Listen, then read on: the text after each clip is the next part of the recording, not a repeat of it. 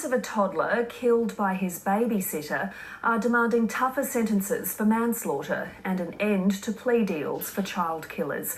Shane Burke and Kerry-Ann Goodwin are pushing for the changes as part of a review of sentencing in child homicides. Ellie Simpson reports. Say hello. Hello. Hemi Goodwin Burke was 18 months old when he was killed by his drunken babysitter. The toddler was covered in about 80 bruises from being kicked and punched. Devastated. Yeah, we just thought it wasn't real. It couldn't be real. You know, he beat him all day before his death. His killer, Matthew Ireland, was sentenced to 8 years jail for manslaughter and will be eligible for parole after serving 4.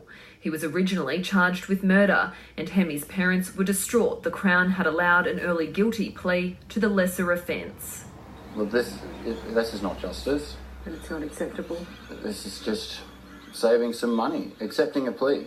Hemi's parents are campaigning for changes to Queensland law to diminish the importance of proving intent in the case of a child death due to abuse or neglect. They've made submissions to the Queensland Sentencing Advisory Council, which is reviewing penalties for child homicides. They don't see any justice. They see the opposite. The Queensland Homicide Victims Support Group helps families like the Goodwins. The organisation wants those convicted of manslaughter to serve at least 75% of their sentence. We don't feel that there's that 30% is at all inappropriate, and we know that the community doesn't feel that's the case.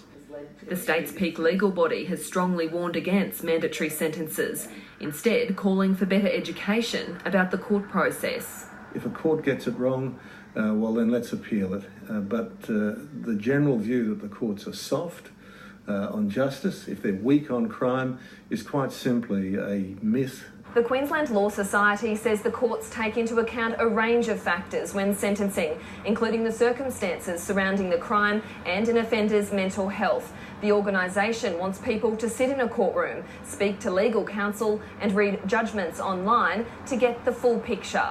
The Sentencing Advisory Council is due to hand its report to government in October. Ellie Simpson, ABC News, Brisbane.